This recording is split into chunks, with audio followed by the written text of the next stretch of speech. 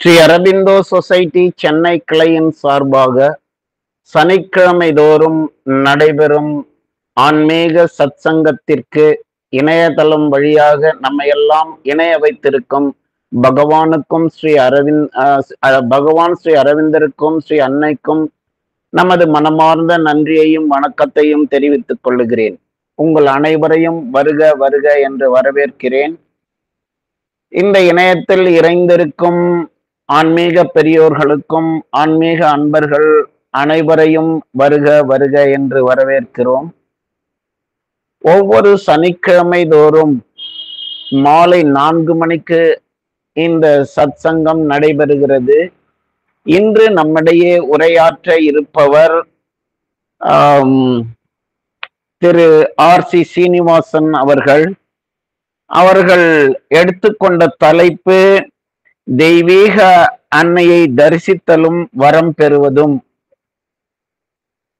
Savitri book நமக்கு எல்லாருக்கும் தெரியும். ஆன்மீக நம்முடைய ஸ்ரீ அரவிந்தரனுடைய பக்தர்களாகிய நமக்கெல்லாம் 5வது வேதமாக சொல்லப்படும் சாவித்ரி.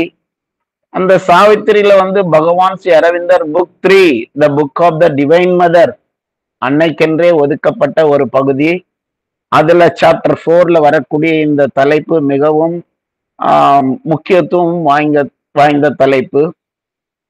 அந்த தலைப்பை பற்றி திரு சீனிவாசன் அவர்கள் கூறப்போகும் கருத்துக்களை நாம் கவனமாக குறிப்பெடுத்துக் கொள்வோம்.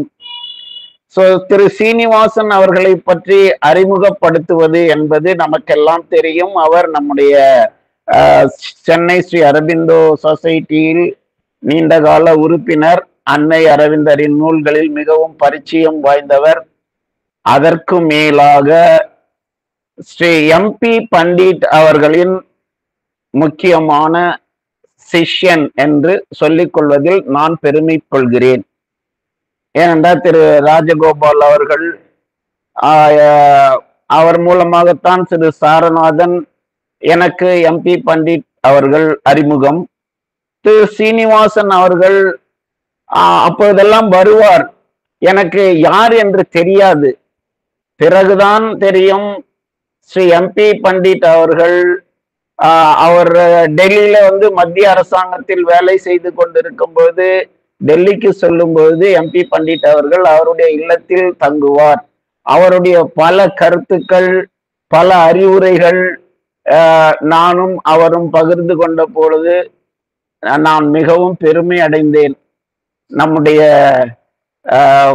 பகவான் ஸ்ரீ அரவிந்தர் வழியில் நாம் வருவதை விட ஒரு மிக வாய்ந்த சக்தி வாய்ந்த ஒரு சிறந்த ஒரு ஆன்மீக வழிகாட்டுதலான குரு MP பண்டிட் அவர்களிடம் நமக்கு அறிமுகம் கிடைத்தது ஸ்ரீ அன்னையின் அருள்.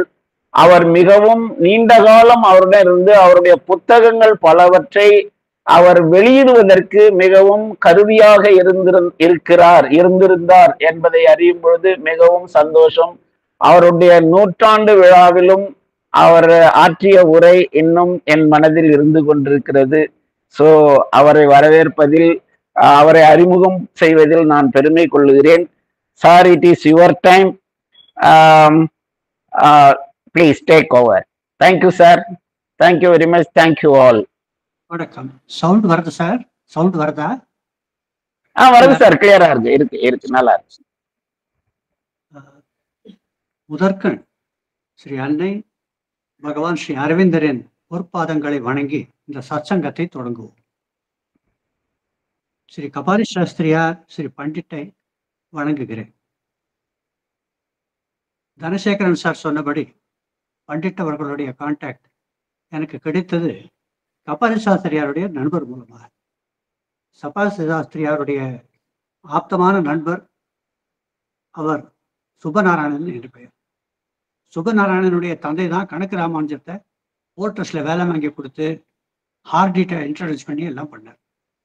சுப்பநாராயணன் ரமண மகர்ஷியோட ரொம்ப ஆப்தமான கான்டாக்ட் உண்டு. அவர் எனக்கு பரிச்சயமாச்சு. அவருடைய மூலமாகவும் அப்புறம் இன்னொரு பெரியவர் ஸ்ரீனிவாச ராகவன் இருந்தார். அவர் ரமண மகர்ஷி, காஞ்சி பரமாச்சாரியார், மதர், அரவிந்தர் எல்லாருடையும் கான்டாக்ட் அவருக்கு. அவர் மூலமாக எனக்கு கொஞ்சம் கான்டாக்ட் கிடைச்சது. ஸோ பண்டிட் அவர்களை பார்த்தபோது மனதில் நீங்காத ஒரு இம்ப்ரெஷன் கிடைத்தது. அவருடைய நடை, உடை, பாவனை, பேச்சு, அன்பு, கவனம், ஈர்ப்பு எல்லாம் வேறு மாதிரியாக இருந்தது. நம் மாதிரியாக இல்லை. அந்த ஒரு ஈர்ப்பு இன்றும் இருக்கிறது. ஆகவே கபாலி சாஸ்திரியாருக்கும் பண்டிட் அவர்களுக்கும் பாதத்தை வணங்கி தொடங்குகிறேன். இன்றைய சத்சங்கத்தில் பங்கு பெற சந்தர்ப்பம் நல்கிய ஸ்ரீ அரவிந்தோ சொசைட்டி சென்னை கிடைக்கும் ஸ்ரீ சேர்மன் ஸ்ரீ சிவகுமார் அவர்களுக்கும் மற்றும் குழுவில் உள்ள அனைத்து அன்னை அன்பர்களுக்கும் முதற்கண் வணக்கம். இன்றைய தலைப்பு அதனை எடுத்துக்கொண்டதும் ஒரு எதிர்பாராத நிகழ்வு. நம் குழுவில் அங்கத்தினராக உள்ள இந்துமதி மேடம் எனக்கு ஒரு வாட்ஸ்அப் மெசேஜ் அனுப்பினார்கள். அதில் சாவித்திரி பாராயணத்தில் எல்லோரும் book of the divine mother மையப்பகுதி என்று கூறுகிறார்களே, இது எப்படி என்று எனக்கு எழுதியிருந்தார். அது நடுநாயகம் ஏன் என்று வினவினார். இது என்னுள் என் கவனத்தை திருப்பும் விதமாக இருந்தது. அப்பொழுது திருப்பி எல்லாத்தையும் முடிச்சு முதல்ல இருந்து படித்தேன். அப்புறம் அவருக்கு பதில் எழுதினேன். எழுதும்போது ஒரு உத்வேகம் இருந்தது. நாம் ரெகுலராக படித்தா கூட யாரான ஒரு கேள்வி கேட்கிறார், இல்லை ஒரு சஜஷன் கிடைக்கிறது, இல்லை ஒரு வார்த்தை கிடைச்சதுன்னா இட் மேக்ஸ் யூ திங்கிங். ஏதோ ஒரு காரணம் இல்லாமல் உங்களுக்கு அந்த வார்த்தைகள் வராது. அதை பார்த்து அவருக்கு பதில் எழுதினேன். குறிப்பாகத்தான் எழுதினேன். சில நாட்கள் கழித்து சிவகுமார் சார் சத்சங்கத்தில் பங்கேற்க உரையாற்ற வேண்டும் என்று கூறினார். அப்பொழுது எனக்கு காரணம் புரியவில்லை. ஸோ இந்துமதி மேடம் கேட்டதும் சரி, சிவகுமார் சார் கேட்டதும் ஒன்றாக இணைந்து வந்தது. அதே தலைப்பை எடுத்துக்கொண்டு பேசலாம் என்று தோன்றியது. இந்த தலைப்பு ஒரு மாதிரி அப்ரப்டாக இருக்கிறது. Importance of the vision and the பூன்.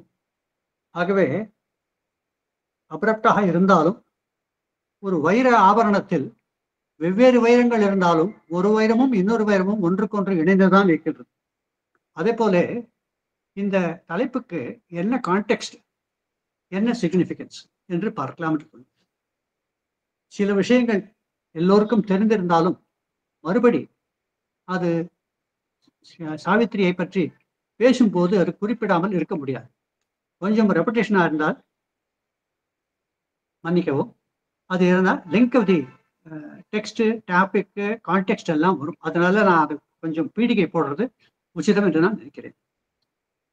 தமிழில் மொழிபெயர்த்து பேசும்போது ஏதேனும் தவறு இருந்தாலும், என் கருத்துக்கள் சரியில்லை என்று வேறு விதமாக நீங்கள் கணித்தாலும் நீங்கள் கூறலாம். அதை ஏற்றுக்கொள்ளுங்கள். சாவித்திரி மகாகாவியம் நம் எல்லோருக்கும் தெரியும். ஆங்கிலத்தில் 24,000 வரிகள் கொண்டது. கிட்டத்தட்ட 24,000, கொஞ்சம் குறைஞ்சிருக்கு. இது longest Epic poem in English என்று சொல்வார்கள். யாரோ ஒருவர் கேட்டார், டிவைன் காமெடி அது பெரியது இல்லையா என்றார். டிவினோ காமெடியோ ஒரிஜினல் இங்கிலீஷ்ல எழுதவில்லை. அதை டிரான்ஸ்லேட் பண்ணது 24,000க்கு மேலே போச்சு. அதனால லாங்கஸ்ட் எபிக் போயம் இங்கிலீஷ்ல சாவித்திரி மட்டும்தான். இந்த சாவித்திரி எழுதினது என்ன? வெறும் மனதால் எழுதினாரா? இல்லை, அரவிந்தர் எழுதியிருக்கிறார். பல வருடங்களாக அவருடைய இன்ஸ்பிரேஷன், அகத்தூண்டுதலாலும் பரம்பொருளின் மேல்தனம் அதிமனம், அதாவது ஓவர் மைண்ட் சூப்பர் மைண்டனுடைய இன்ஸ்பிரேஷனாலையும் அங்கிருந்து இறங்கிய உண்மைகளை மேலும் தன் யோக சாதனையை முன்னிலைப்படுத்தி அது உருவகப்படுத்தி புரிந்துள்ளது. இவர் எழுதியது மாத்திரமல்ல, நம் அன்னை கூறுகிறார், Sri Aurobindo has crammed the entire universe in Savitri என்று கூறுகிறார். இந்த பிரபஞ்சம், கவனியங்கள், உலகம் அல்ல, நாம் இருப்பது உலகம். பிரபஞ்சம் என்பது பல உலகங்கள் கொண்டது.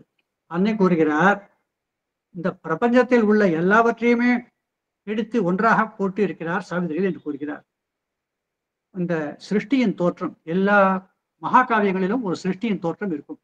பைபிளாக இருக்கலாம், பாகவதமாகவும் இருக்கலாம், ராமாயணமாகவும் இருக்கலாம். எல்லாவற்றிலும் சிருஷ்டியின் ஆத்ம தத்துவம், முதல் தத்துவம் வரும். அதே போல் அரவிந்தரும் சிருஷ்டியை பற்றி கூறுகிறார். முதல் புஸ்தகத்தில் சிருஷ்டியை பற்றியும் வெவ்வேறு உலகங்கள் தோற்றம், அவற்றின் உணர்வுகள், அவற்றின் தன்மைகள், கான்சியஸ்னஸ் எல்லாவற்றையும் இணைத்து ஒவ்வொரு வரியையும் மந்திரபதமாக சக்தியுள்ளாக செய்துள்ளார் ஸ்ரீ அரவிந்தர். அன்னை கூறுவது ஒவ்வொரு வரியுமே மந்திர திறவுகோல் என்று கூறுகிறார்.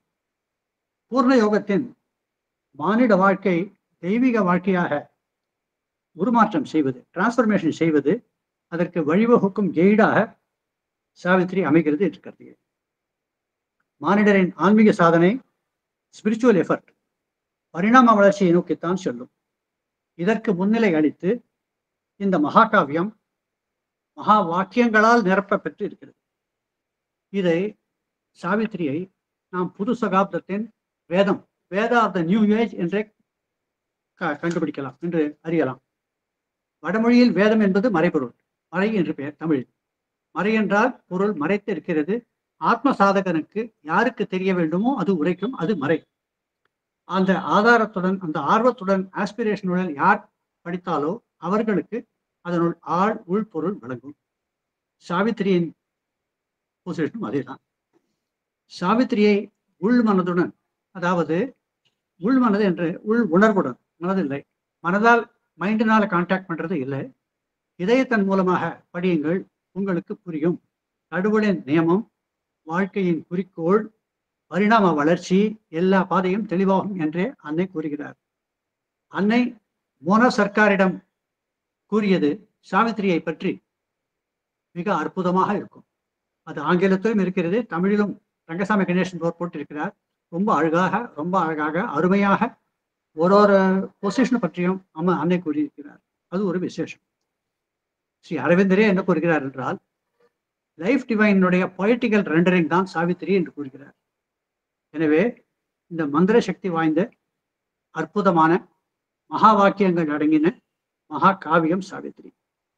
இன்னும் அற்புதம் என்னவென்றால், இந்த காவியத்தின் படைப்பே ஒவ்வொரு வரியும் ஆங்கிலத்தில் பிளாங்க் வர்ஸ் என்று கூறுவார்கள். பிளாங்க் வர்ஸ் ஸ்டைலில் இயற்றப்பட்டிருக்கிறது. ஒவ்வொரு வரியும் பென்டாமீட்டர், அதாவது ஒரு பாக்களின் அடிகள், ஒரு பர்டிகுலர் லைன், அந்த லைனுக்கு எந்த மாதிரி அடிகள் வரும், மீட்டர் போடுறோம், ஒரு எதுகை மோனை எல்லாம் இருக்கு தமிழ்ல. அந்த மாதிரி ஒவ்வொரு வரியும் பென்டாமீட்டர்னா 5 அடிகள் கொண்ட ஒரு வரி, ஒரு சென்டென்ஸ், ஒரு லைன். இது பாருங்க, இது நான் படித்தேன். இட் வாஸ் முதல் கேண்டோ, முதல் புக்கில் it was the hour before the gods awake என்று வருகிறது. இதை 5 பகுதியாக பிரித்தால் இட் வாஸ் அது 1, தி அவர் 2, பிஃபோர் 3, தி காட்ஸ் 4, அவேக் 5. ஒவ்வொரு பதமும் ஒவ்வொரு வரியும் இந்த மாதிரி பென்டாமீட்டர் பண்ணியிருக்கிறார். ஒன்று ஆதி அந்து பண்றது, இன்னொன்று பென்டாமீட்டர், இந்த மாதிரி மீட்டர் தப்பாமல் எழுதியிருக்கிறது என்டையர் பொசிஷன். இந்த மகாகாவியம் கவிநயம் மட்டும் அல்லாமல் பொருள் நயம், தெய்வீக உண்மைகள் கற்பனா வளமில்லை, நேரில் பார்த்து எழுதியது. 50 ஆண்டுகளுக்கு மேலாக பகவான் மேலும் மேலும் மேலும் உயர் தளத்திலிருந்து எழுதி ரிவிஷன் பண்ணி இது சக்தி பிழம்பாக வந்திருக்கிறது. ஒரு அன்பர் கேட்கிறார், இத்தனை முறை ரிவிஷன் பண்ண வேண்டுமா? ஒரு இடங்களில் 21 தடவை அவர் ரிவிஷன் பண்ணியிருக்கிறார். ஏன் பண்ணேன் என்று கேட்டால் அதற்கு அவர் சிரித்துக் கொண்டே சொல்கிறார், ஒரே அச்சில் செய்யப்பட்ட தங்க நாணயம் போல், அதாவது ஒரே மின்ட்டில் எடுத்து கடைந்தெடுக்கப்பட்ட நாணயம் போல் இருக்க வேண்டும். ஹையஸ்ட் லெவல், ஒரு லெவலுக்கு எழுதின பிற்காடு ஹையர் லெவல் வந்ததுனால் ஹையஸ்ட் லெவல்ல அது மாற்றி ரிவைஸ் பண்ணி எழுதியிருக்கிறேன். இதற்கு பவர் உண்டு என்று கூறுகிறார். சரி, இப்பொழுது இந்த சத்யவான் சாவித்திரியை பற்றி பேசுவோம். சத்யவான் சாவித்திரி நிகழ்வு மகாபாரதத்தில் வனபர்வாவில் வருகிறது. நம்ம எல்லோருக்கும் தெரிந்த விஷயம்தான். நான் பீடிகை போடுவது காரணம் என்ன என்றால், பின்வரும் தலைப்புக்கு ஏற்ற கோர்வை வரும், அதுக்காக சொல்கிறேன். கற்பின் மகாபாரதத்தில் வனபர்வாவில் சாவித்திரி சத்யவான் கதை கற்பின் மகத்துவத்தை முன்னிட்டு விவரிக்கப்பட்டுள்ளது. கணவன் உயிரை சாவித்திரி மாண்டவரை மீட்ட கதையாக வருகிறது. ஆனால் பகவான் ஸ்ரீ அரவிந்தரோ அந்த கதையை விரிவுபடுத்துகிறார். அந்த கதையை மைத்தாலஜி என்று கொள்ளாமல் லிஜெண்ட் அண்ட் சிம்பல் என்று கூறுகிறார்.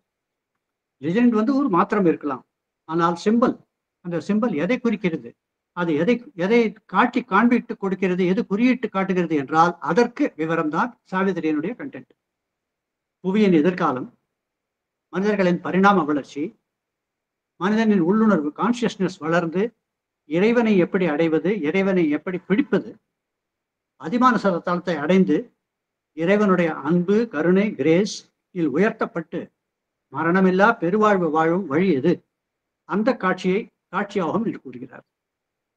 மகாபாரத சாவித்ரி கணவன் உயிரை மீண்டதே பிரதானமாக நின்றுவிட்டது.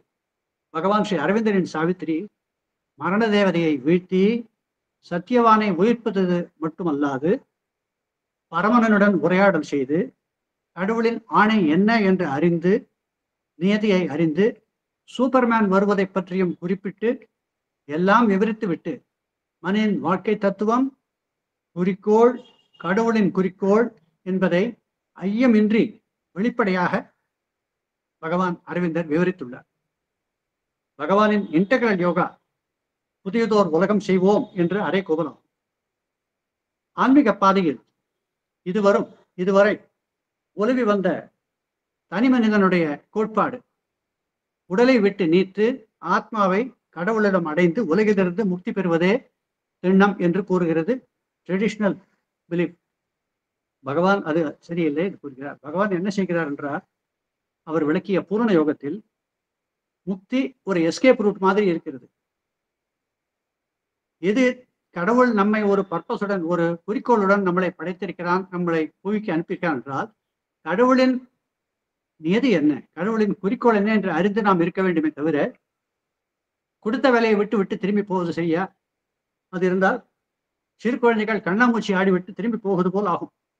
ஆகவே கடவுளின் உத்வேகம் என்ன, கடவுளின் ஆணை என்ன என்று தெரிய வேண்டும். கடவுளின் வில் என்ன என்று கேள்வி எழுகிறது. அதைத்தான் மரணமில்லா பெருவாழ்வு. உடலை நீக்கிய பின், பிசிக்கல் பாடியை நீக்கிய பின் மேல்தளங்களில் நுழைந்து கடவுளின் சித்தப்படி வளர்ந்து உருமாற்றம் பெற்று உள்ளும் புறமும் இறை சாநியத்தை கொணர வேண்டும். அத்துடன் முடிந்ததா கதை? இல்லை. கடவுளின் அம்சமாகவே மறுபடி நாம் புவிக்கு வந்து மனித குலத்தை நார்மல் மெட்டீரியல் லைஃப், மார்டல் லைஃபை லைஃப் டிவைனாலா ஆக்குவதே குறிக்கோள் என்று கூறுகிறார்.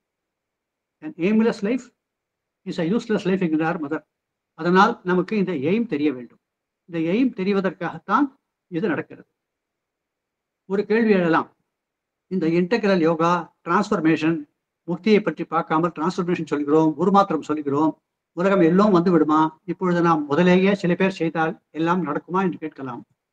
ஒரு உதாரணம், மருத்துவத்திலோ சயின்ஸ் விஞ்ஞானத்திலோ எங்கேதும் ஒரு கண்டுபிடிப்பு, ஆப்பிரிக்காவிலேயோ அமெரிக்காவிலேயோ ஒரு கண்டுபிடி இருக்கிறது, பென்சிலின் கண்டுபிடிக்கிறார்கள், ஒரு மருந்து கண்டுபிடிக்கிறார் என்றால் அந்த நாட்டிற்கு மற்றும் இல்லை, எல்லா உலகத்திற்கும் அது வரும்.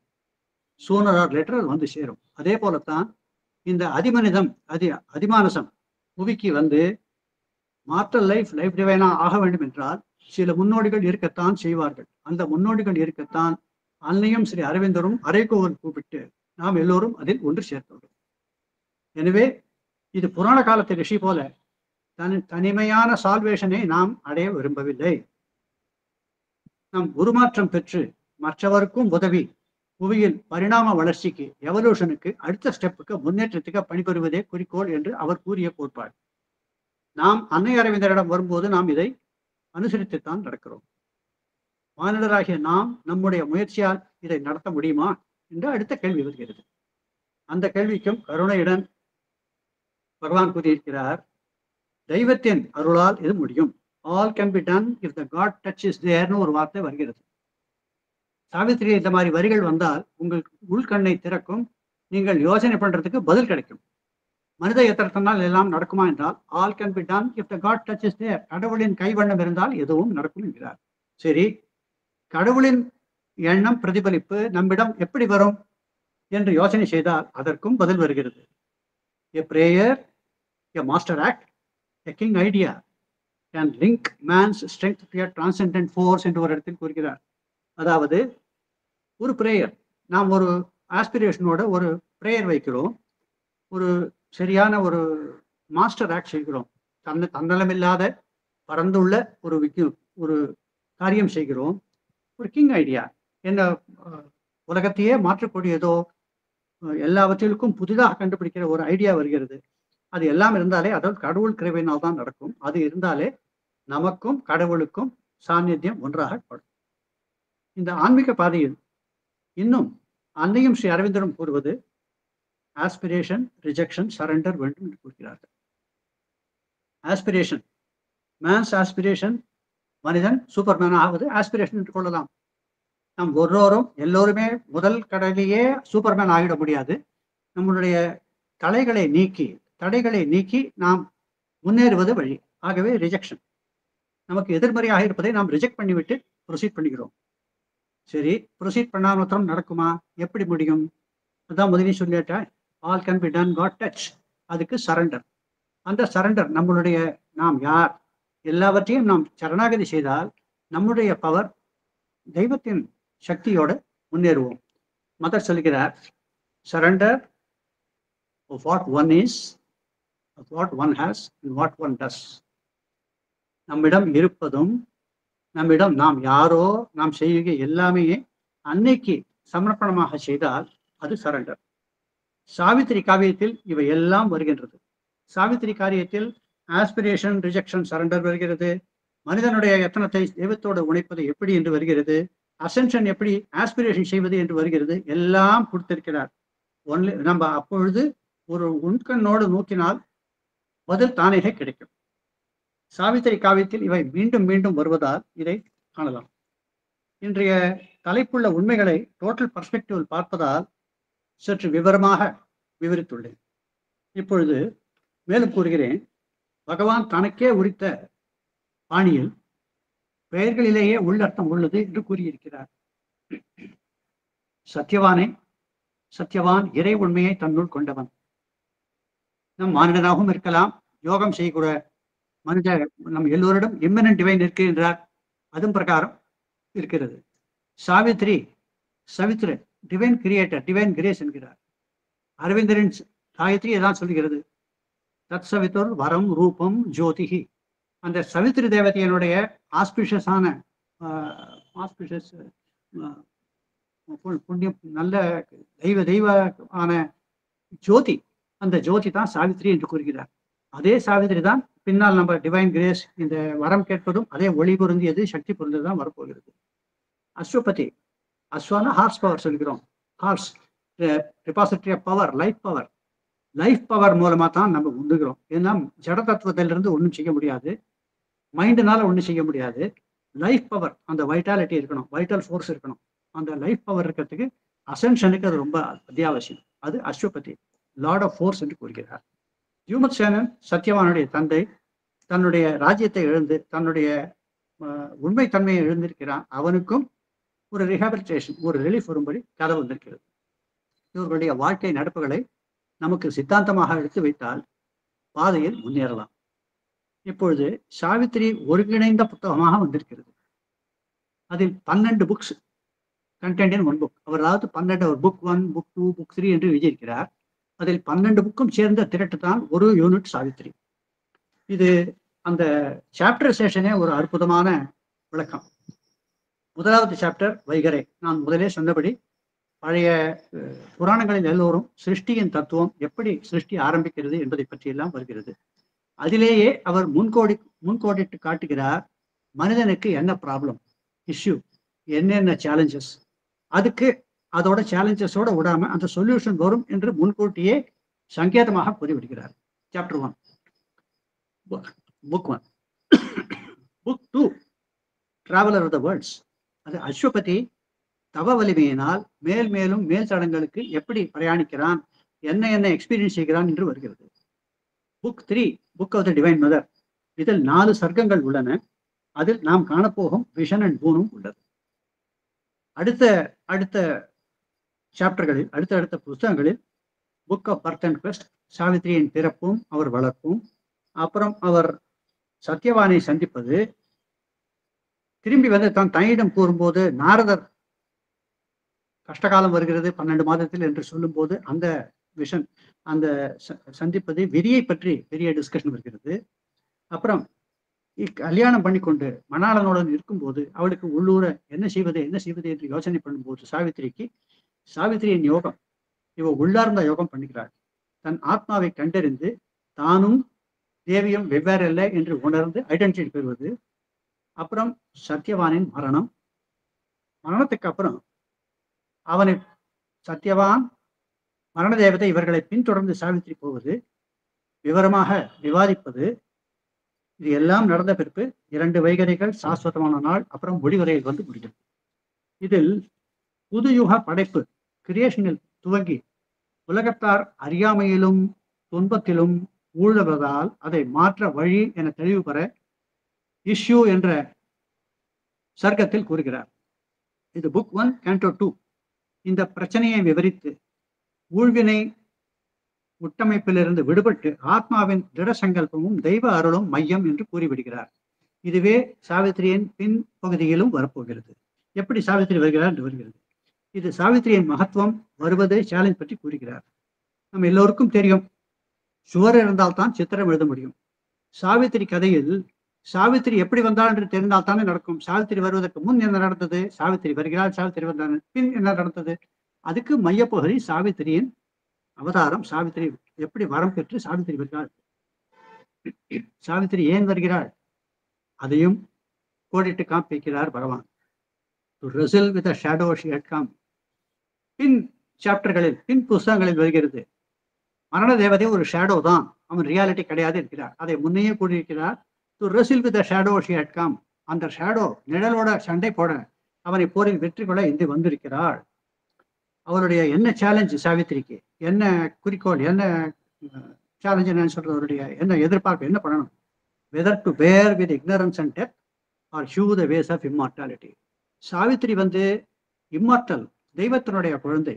அதனால் இந்த இம்மார்டாலிட்டிக்காக பாடுபடுவோமா, இல்லை வணங்கி தலை வணங்கி மரணத்துக்கு அடிபணிவதா. whether to bear with ignorance and death or hew the ways of immortality என்று கூறுகிறார்.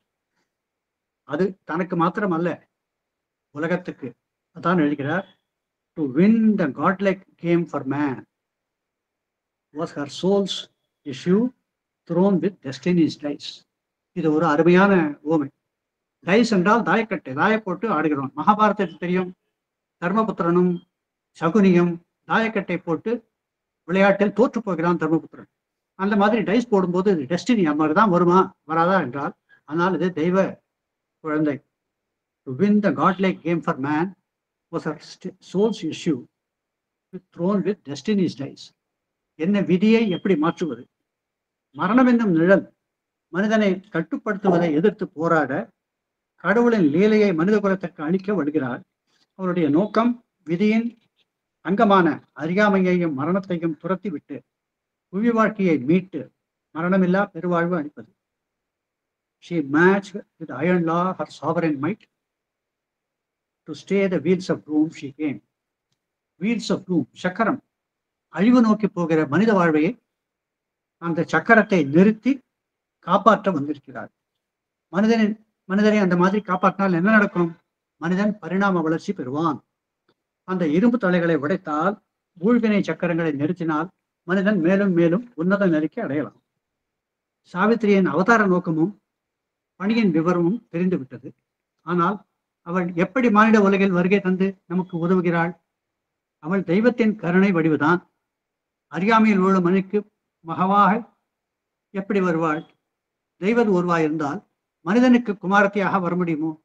மனிதனும் தெய்வமாக இருந்தால் வரலாம். யார் அது? அது அஸ்வபதி. தபஸ்வியான அஸ்வபதிக்கு மகளாக வருகிறாள். பகவான் ஸ்ரீ அரவிந்தர் ஒவ்வொரு சர்க்கத்திலும், ஒவ்வொரு காண்டத்திலும், ஒவ்வொரு வரியிலும், ஒவ்வொரு பேராவிலும், ஒவ்வொரு பேஜிலும் அழகாக ஜீவநதி ஓடுவது போல் எடுத்துக்கொண்டு போகிறார். அஸ்வபதியின் யோகத்தை புக் 2 விவரமாக வரைக்கிறார். இதில் லாங்கஸ்ட் 15 சாப்டர்கள், 15 சர்க்கங்கள் உள்ளன. அதில் விதவிதமாக இருக்கிறது. நான் தமிழில் சொல்கிறேன், சரியோ என்று தெரியவில்லை, ஆங்கிலத்தில் சொல்கிறேன். சூட்சும பொருள் உலகின் ராஜ்யம், பிராணசக்தியின் ராஜ்யம், இரவின் இருப்பிரதேசத்தில் நுழைவது வெளிவருவது, பிராணமண்டல சொர்க்கம், மனோசக்தியின் ராஜ்யம், அனைத்து உலகத்தின் ஆத்மா, உன்னதமான அறிவு, அசுக்தி போகிறான். அதாவது சாப்டர் ஹெட்டிங் மாத்திரம் நான் சொல்லுகிறேன். Kingdoms of subtle matter, kingdoms of life, descent into night, paradise of life gods, regions of mind, heavens of ideal, self of mind, world soul, kingdoms of greater knowledge விழுந்து அனுபவப்பட்டு அன்னையை காண்கிறான். இது வரைக்கும் வந்துருக்கிறோம். இது book 2 வரை சாவித்திரி அவதாரத்திற்கு முன் நிகழ்ந்தது. புக் 3 என்பது book of the divine mother. அதுதான் இன்றைய தலைப்பில் இதனுடைய ஒரு பகுதியாகத்தான் வருகிறது. தெய்வீக அன்னை அவதாரம் பற்றி அரவிந்தர் விவரிக்கிறார். இதற்கு பிறகு வரும் புக்ஸ் 4 to 12 வரை சாவித்திரியின் பிறப்பு, சத்யவானை மணத்தல், மரணதேவனை எதிர்கொள்ளுதல், அவனை துரத்தி அவனுக்கு ஒவ்வொரு கேள்விக்கும் பதில் கொடுத்து தான் ஜெயிப்பது, அறியாமை, உணர்வின்மை, இன்கான்சியன்ட் எல்லாவற்றையும் துரத்துவது, தன் சக்தியால் தெய்வீக ஒளியால் மரணத்தை வென்று அழியா பிறவி அடைகிறாள். இது பரம்பொருளுடன் வார்த்தை ஜாலம் செய்து தானும் சத்தியவானும் பரமனின் சக்தி என்று உணர்கிறாள். பரமனின் ஆணைப்படி குழிக்கு திரும்புகிறாள். இது சசிங்டா ஒரு கதையா. நாரதர் கூறியதால் சத்யவான் வாழ்வு முடிவதை அறிந்து பரம்பொருளை வரித்து தானும் டிவைன் மதர் என்று அறிய முற்படுகிறாள். இது அவளுடைய இன்டீரியரைசேஷன். அவள் பதில் சொல்லுகிறாள், சாவித்திரி லிவிங், மரணமில்லா பெருவாழ்வே நோக்கம் என்று கூறுகிறார். இந்த காவியத்தில் சாவித்திரியின் அவதாரத்திற்கு முன்னும் பின்னும் நடுவில் இந்த book 3, book of divine mother வருகிறது. நம்மளுடைய அங்கத்தினர் கேட்டபடி இது மையப்பகுதியா என்றால் மையப்பகுதி தான். சாவித்திரி வருகை முன், சாவித்திரி வந்த பின். அதனால் சாவித்திரி வருவதே மையப்பகுதி. சாவித்திரியின் அவதாரம் பற்றிய விவரங்களை நாம் பார்க்க வேண்டும் என்றால் புக் 2 14வது சர்க்கத்திலிருந்து பார்க்க வேண்டும். அதில் அஸ்வபதி வேர்ல்டு சோல் என்ற தளத்தில், உலகத்தின் ஆத்மா என்ற தளத்தில் நுழைந்து பார்க்கிறார். Kingdoms of subtle matter, mind, greater எல்லாம் வந்தாச்சு. வேர்ல்டு சோல்ல வருகிறார். வேர்ல்டு சோல், உலகத்தின் ஆத்மா. அங்கு அவருக்கு தெரியாத விஷயங்கள் தெரிகிறது. அங்கு புவியில் மரணமடைந்த ஜீவர்கள் அடுத்த பிறவியை எடுக்கும் முன் இளைப்பாறுவதை காண்கிறார். அதே தளத்தில் தான் உயிர்கள் உருவாக்கப்படுவதையும் காண்கிறார். மேலும் அதற்கப்பால் அமைதியும் பெரு மகிழ்ச்சியும் உள்ள விஸ்தாரமான பிரதேசங்கள் உள்ளதை கண்டு கணிக்கிறார். எல்லாவற்றுக்கும் மூலமாக உள்ள சக்தியை யார் என்று காண விழைகிறார். அங்கே மரணமில்லா சாஸ்வதமான dual power in one, Ardhanari என்று கூறலாம். டூயல் பவர், மரணமில்லா சாஸ்வதமான பரம்பொருள், divine in dual aspects but in single unit, ஒரே யூனிட்டாக இருக்கிறவரை பார்க்கிறார். அந்த டிவைன் இன் டூயல் ஆஸ்பெக்ட் இருக்கும்போது 2 பேர் இருக்கிறார்களே, இதற்கும் மூல காரணம் உண்டோ என்று அவருக்கு உள்கிடக்க ஏற்கிறது. அப்பொழுது இவை எல்லாவற்றுக்கும் பின்னால் ஒரு தெய்வீக அன்னை பின்னால் முகத்திரையுடன் வீலுடன் இருக்கிறாள் என்று தெரிகிறார். அந்த அவளே எல்லா அண்டாசாரங்களுக்கும் காரணகர்த்தா என்று தெரிகிறது. சுப்ரீம் கிரியாட்டிக்ஸ் இவள்தான் என்று உள்மனம் அவருக்கு ஆத்மார்த்தமாக தெரிகிறது. கரம் கூப்பி அவள் பால் சரணாகதி பண்ண நீட்டுகிறார். அந்த முகத்திரை சற்றே விலகி ஒளி வருகிறது. ஆனந்த பரவசத்தில் திக்கி திணறுகிறார். அந்த ஒளியை தாங்க முடியாது தன் வயம் இழந்து மூர்ச்சையாகி அவள் திருவடிகளிலே விழுந்து விடுகிறார். He fell down at her feet unconscious, prone என்று கூறுகிறார். prone, ஒன்றும் செய்ய முடியல, ஒரு லெவலுக்கு மேல பார்க்க முடியல. இது மகாபாரதம் சீரியல் நாம் டிவியில பார்த்தபோது கிருஷ்ணன் விஸ்வரூப தரிசனம் எடுக்கிறான் துரியோதனா சபாதியில. நான் உன்னை பார்க்க விரும்புகிறேன் போது அவர் பகவான் பெரிய வெளிச்சத்துல ஒளி பொருந்திய கண்ணனாக அண்ட சராசரம் தெரியும்படியாக நிற்கிறார். அந்த வெளிச்சத்தை பார்க்க முடியாமல் கண் கூசி எல்லோரும் மயங்குகிறார்கள். அதே பொசிஷன் தான் அர்ஜுனனுக்கும். பகவத்கீதை உபதேசம் பண்ணும் போது நீ என்ன பரம்பொருளா என்றால் அவர் தன் விஸ்வரூபத்தை காட்டுகிறாராம். அப்பொழுதும் அவனால் பார்க்க முடியல. திவ்ய கண், திவ்ய சக்ஷு கொடு, அப்பதான் பார்ப்பேன். பார்த்தும் அவனால் பார்க்க முடியல. அந்த மாதிரி தன்னைய நம்முடைய மனசுக்கு எட்டாத லெவல், இதயத்துக்கு எட்டாத லெவல்ல பரம்பொருள் இருக்கிறான்னா அதை பார்த்து அப்படியே மயங்கி போய் விழுந்து விடுகிறார். வீழ்த்தெழுந்து பார்க்கிறார். கிரேட்டர் நாலேஜ், மெய்ப்பொருள் சாம்ராஜ்யத்தின் சிறப்பை கண்டு கழிக்கிறார். பிரபஞ்சத்தில் உள்ள மரணத்தின் பிடியிலிருந்து விடுபட்டு பர்மனண்டாக, நிரந்தரமாக, சாஸ்வதமாக மெய்ப்பொருளை நிலைநிறுத்தி ஓவர் மைண்ட் என்னும் துல்லிய மேல் தளத்தை அனுபவிக்கிறார். இந்த ஓவர் மைண்ட் என்பது அவதாரங்கள்லாம் டிடிஎஸ் எல்லாம் இருக்கு என்று மதர் சொல்கிறார். இந்த நவம்பர்லேயும் ஓவர் மைண்ட் கான்சியஸ்னஸ் தான் ஸ்ரீ அரவிந்தருக்கு வருகிறது என்று கூறுகிறார். இந்த ஓவர் மைண்ட் என்னும் துல்லிய மேல்சனம் இதுபோல் காஸ்மிக் ஃபோர்ஸ், காஸ்மிக் கான்சியஸ்னஸ் வருகிறது. இப்பொழுது நம் அரவிந்தருடைய யோகத்தில் அவர் கூறுவது, ஜீவர்கள் யோகத்தில் முன்னேற வேண்டும் என்றால் ஒன்று அசென்ஷன், இன்னொன்று வைடனிங், இன்னொன்று டீப்பனிங். அசென்ஷன் அசுபதி செய்கிறார், வைடனிங் இப்பொழுது அசுபதி ஓவர்மெண்ட் லெவலுக்கு வந்து இருக்கிறார், எக்ஸ்பேண்ட் ஆகி பண்றார். சாவித்திரியினுடைய யோகத்துல இன்டீரியரைசேஷன்.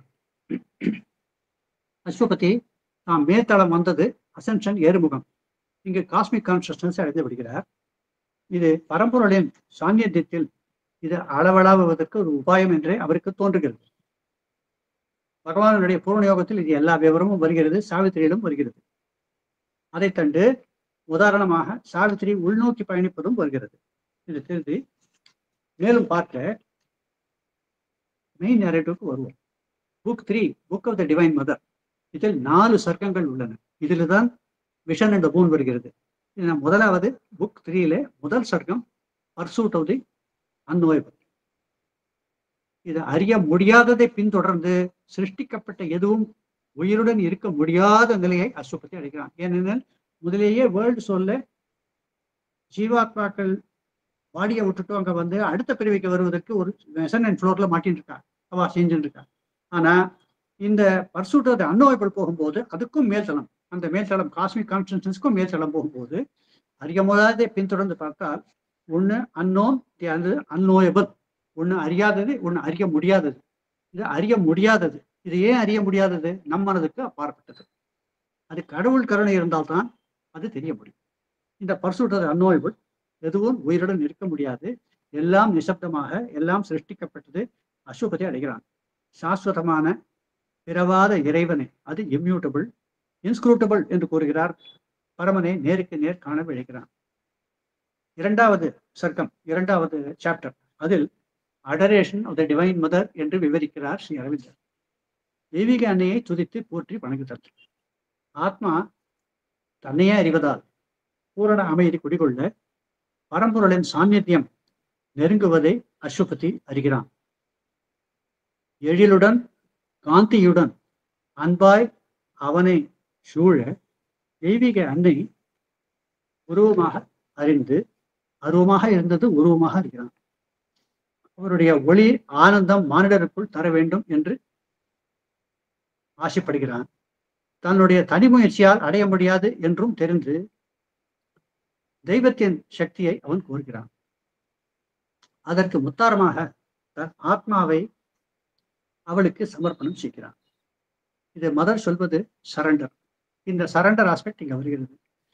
நான் முதலே சொன்னபடி surrender of what one is, surrender of what one has, surrender of what one டஸ்.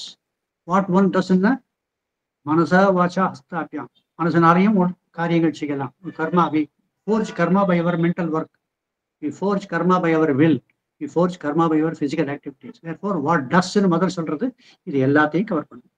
இது எல்லாவற்றையும் கவர் செய்கிறான்.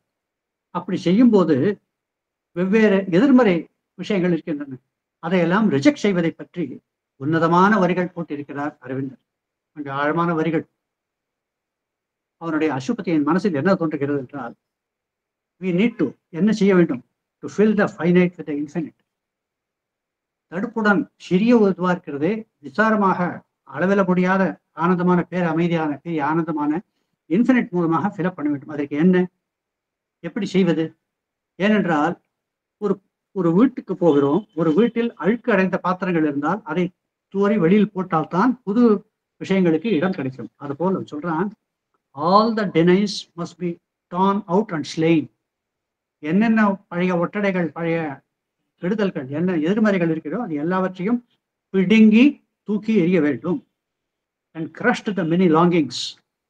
அது வேண்டும், இது வேண்டும், அங்க போக வேண்டும், இங்க போக வேண்டும், இப்படி சம்பாதி வைக்க வேண்டும், எல்லாம் யோசனை பண்ணிக்கிறோமே, அது எல்லாவற்றையும் விலக்கி எல்லாவற்றையும் தூக்கி போட வேண்டும். ஏன்?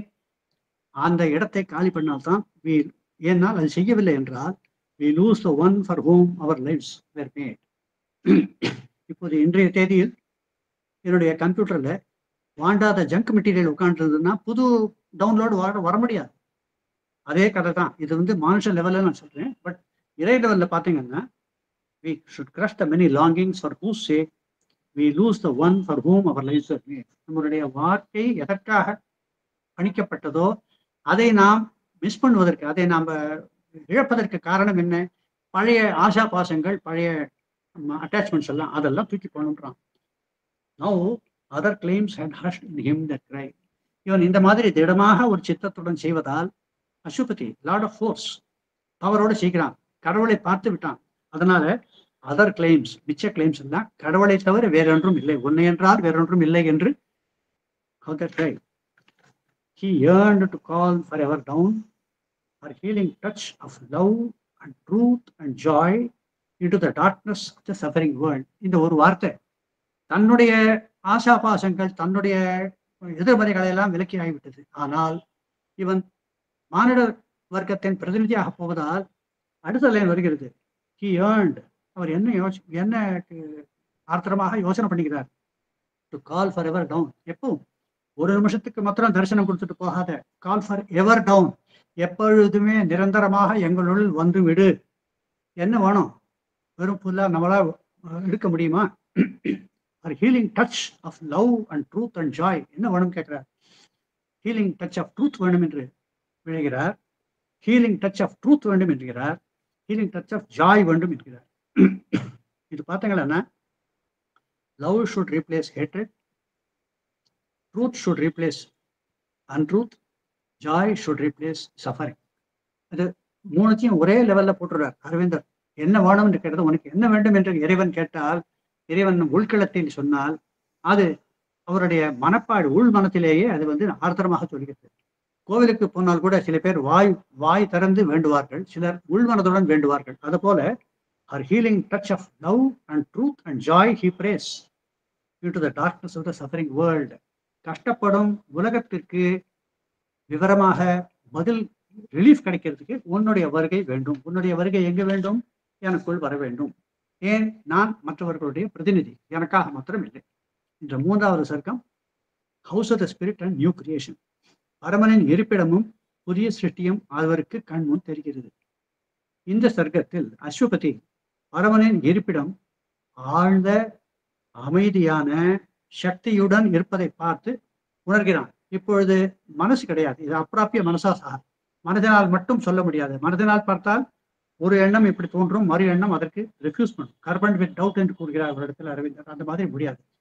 மைண்ட் இல்லை, இது ஹார்ட், இது சோல், இது ஆத்மார்த்தமான உண்மை. அதை உணர்கிறான். அந்த மெய்ப்பொருள் நிலையை உணரும் போதே எதிர்மறை வாசனைகள், மாறாத புவியின் வாசனைகள் தன்னை சூழ்ந்து இருப்பதை அறிகிறான். நாம் இப்பொழுது ஒரு நல்ல எக்யூப்மெண்ட்டுக்கு போறோம், நல்ல இடத்துக்கு போகிறோம். அந்த இடத்தை சுற்றி குப்பை கூலம் இருந்தால் நம் கண்ணுக்கு அது தென்படும் தான். நாம் குப்பையாக இல்லாவிட்டாலும் பக்கத்தில் இருக்கும் குப்பை நமக்கு கண்ணுக்கு தெரியும். அதே போல் அவன் அறிகிறான், தன்னை சுற்றி மானிட புவியின் ஈர்ப்பு இன்னும் இருக்கிறது. அப்பொழுது என்ன? அந்த தன்னையே இரு வடிவமாக பார்த்து வருகிறான். ஒன்று கடவுளை பற்றி உன்னதமான சாந்தமான சொரூபமான தன்னையை காண்கிறான். இன்னொன்று உலகத்தின் பிரதிநிதியாக ஆசாபாசங்களுடன் அந்த எதிர்மறை எல்லாம் இருக்கும் உணர்ச்சியாக புவியின் மானிட இனத்தின் சக்தி பிரதிநிதியாக வருகிறான். ஏனால் மானிட இனத்தின் பிரதிநிதியாக வருவதால் தனக்கு மாத்திரமில்லை, அவர்களுடைய கஷ்ட நஷ்டமும் தெரிகிறது, அவர்களுடைய தாட்சியும் இவனுக்கு வருகிறது. அதை அறிகிறான். இதற்கு தீர்வாக என்ன செய்ய வேண்டும் என்று உள்மனம் அவனுக்கு சொல்லுகிறது, உயர்மனம் சொல்லுகிறது. He tore desire up from his bleeding roots and offered to the gods their vacant place. என்ன சொல்யூஷன்? குப்பையை பார்த்தா என்ன செய்யணும்? சுத்தமாக இருக்க வேண்டாம், குப்பையை எடுத்து தூர எறிய வேண்டும். நம்முடைய குப்பை மாத்திரமில்லை, பக்கத்தில் இருக்கும் குப்பை. அதுதான் பண்ணான். அசுபதி முழுவதுமாக டிசைர், வேர்ல்டனுடைய டிசைர், ஆசா பாசங்கள், லோ வைட்டல்ஸ், எல்லா விதமான வைட்டல்ஸையும், ப்ளீடிங் ரூட்ஸ். ஏன்னா அது அட்டாச்மெண்ட் நிறைய இருக்கு. அட்டாச்மெண்ட் நன்னா உட்காந்துறதுனால அதை பிடிச்சு இழுத்தாக்க சர்ஜரி, டிராஸ்டிக் சர்ஜரி. அது அந்த பண்ணும்போது ப்ளீடிங் ரூட்ஸ் அந்த ஆழமா பதிந்திருக்கிறது நெகட்டிவிட்டிஸ். அது எல்லாத்தையும் எடுக்கும்போது ஒரு ப்ளீடிங் ரூட்ஸ் வருது. And offer the ghost the vacant place.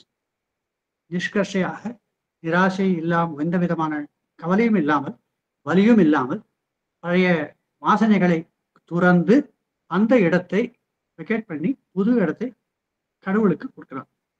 முழுவதுமாக புதிய சிருஷ்டியின் அங்கமாக திறந்து விடுகிறார். மானிடரின் கஷ்டங்களையும் அறியாமையும் விளக்க வழியை அன்னையின் கருணை இது சரி என்று தோன்றுகிறது. இப்பொழுது Canto 4 சர்க்கம் 4 புக் 3 தான் தெய்வீக அன்னையின் தரிசனமும் வரம் பெறுவது. தான் முன்பே அறிந்த தெய்வீக அன்னையின் சாநித்தியத்தை முதலில் பார்க்கும்போது இவனுக்கு கொஞ்சமாவது முகத்திரை விலகியது. இவனால் தாங்க முடியவில்லை, மயங்கி கீழே விழுந்து விட்டான். அப்புறம் கொஞ்சம் கொஞ்சமாக அவனுடைய சக்தி தெளிந்து இன்னும் அதிகமாக கான்சியஸ்னஸ், தன்னுடைய உணர்வுகள் மேல்கோட்டி தன் கோரிக்கை உலக மக்களுக்காக வைக்கிற நினைவு கூறுகையில் அன்னை அவன் முன் வருகிறார்.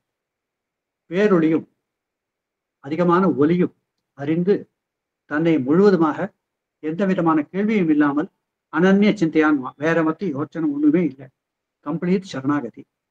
எந்த மகாசக்தியை வணங்குகிறானோ அவளுக்கு அவனை பார்த்து குழந்தையாக அரவணைத்து one he worship was with him now. இப்பொழுது வெளியிலிருந்து அன்னை பேசவில்லை, அன்னை அவனுள்ளேயே இறங்கி விடுகிறாள். அதாவது அந்த ஆதார், அந்த ஒருவர் அதிகமாக கம்ப்ளீட்டாக போயிட்டு complete identity, the divine consciousness takes him over. அந்த worship was with him now அவனுடைய மனசுக்குள்ளே வந்து விட்டது. வெளியிலிருந்து பேச தேவையில்லை, உள்மனதிலிருந்து அன்னை பேசுகிறார். அப்பொழுது அவர் பேசும் முன் two tranquil eyes of boundless thought looked into man's and saw the God to come என்று எழுதுகிறார் ஸ்ரீ அரவிந்தர். இதன் தத்துவம் என்ன?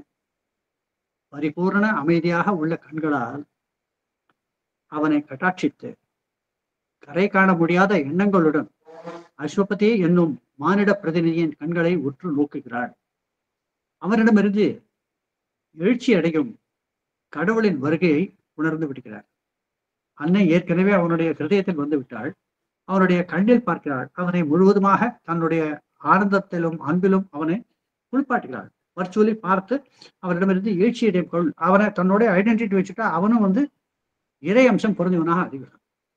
தெய்வீக அன்னை கூறுகிறாள், உலக சிருஷ்டியின் உயர்தளங்களை கடந்து வந்துள்ள சக்தியின் மைந்தனே.